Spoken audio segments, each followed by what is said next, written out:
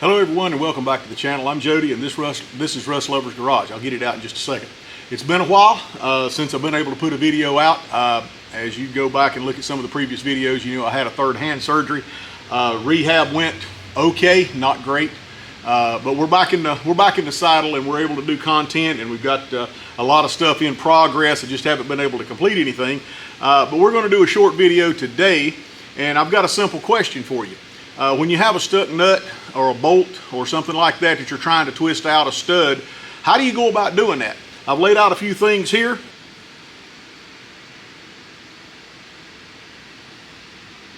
Do you go full-blown Fred Flintstone, sledgehammer, although this is a go double, but you get the idea. Do you go that way first?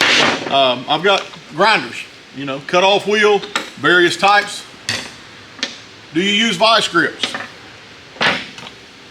Pipe wrench, some folks call this a monkey wrench.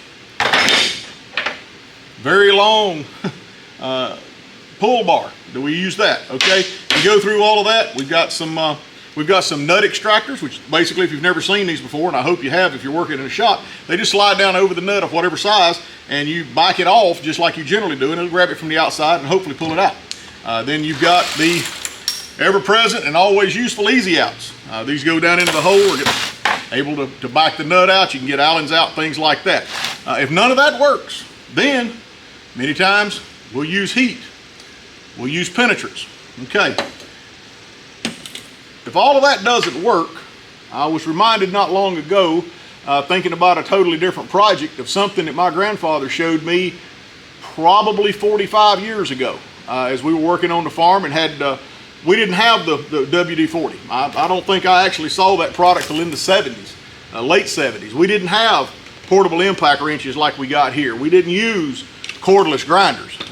It was an agricultural based society around here, and we had to use what we had to get through each day. So what we're going to do right now, we're going to step outside and I'm going to show you an old school way.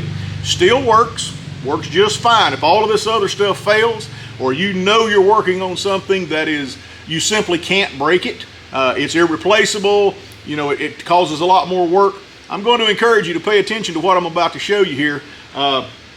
This right here could save you a whole lot of heartache, and chances are you've got all of this stuff laying around your house or your shop and have never thought about using it in this light. So stick around. We're going to step outside and work on an old straight blade 3-point hitch off of a tractor.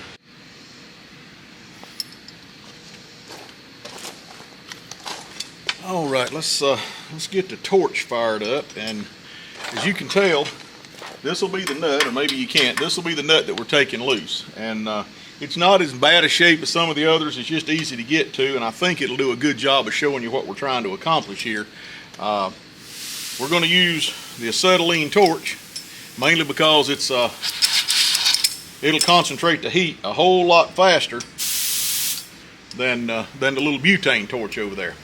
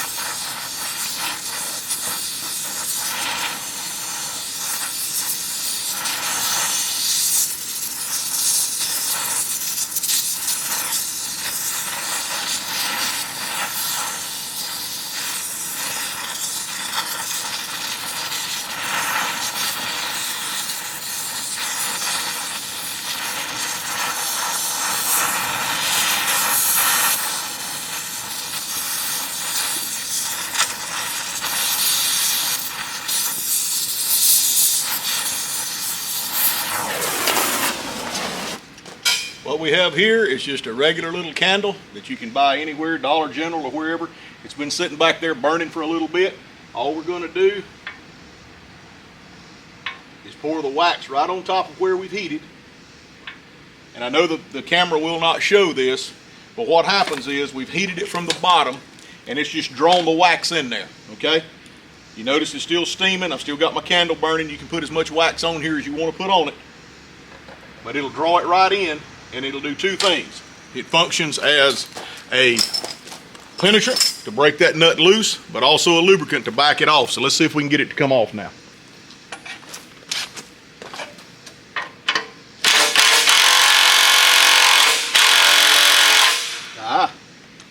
A little more than the battery can handle.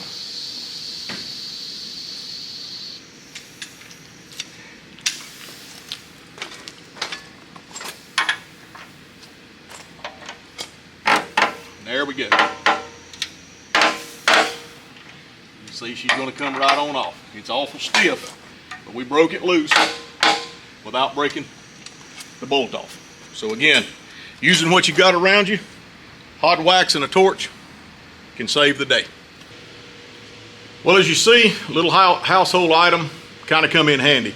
This may not be the most practical way to break nuts loose, or bolts for that matter, but if you've tried everything else with the penetrants and heat and various other things that are out there, this right here will probably help you greater than they will, and I'll tell you where it's most commonly going to work. If you've got light metals, steel, aluminum, not probably the best way to go, but where you've got unlike metals, where you've got an aluminum intake and you've got a steel stud that may be screwing down through it, or a nut, or even aluminum heads for that matter, the unlike metals are the ones that are typically going to be the ones to gald up, to bind up, and you've got to get something in there. And again, this wax that will actually not only penetrate, and you may have to play with the heat just a little bit to get it right, but it'll not only penetrate, but it'll also act as a lubricant as you're coming out. So if there's any burrs that you caused on the retreat of the stud or the nut, this wax will actually help lubricate that and minimize it. So again, just a little small hack that you should try. Again, if you've tried everything else, what can this possibly hurt? Folks, I appreciate you stopping by the channel. I'm certainly glad to be back in the swing of things after the surgeries, rehab, everything's over with now, so we can actually start burning some stuff up and grinding, making sparks, and getting ready for the next truck show. I appreciate you being with my channel, and as always, God bless.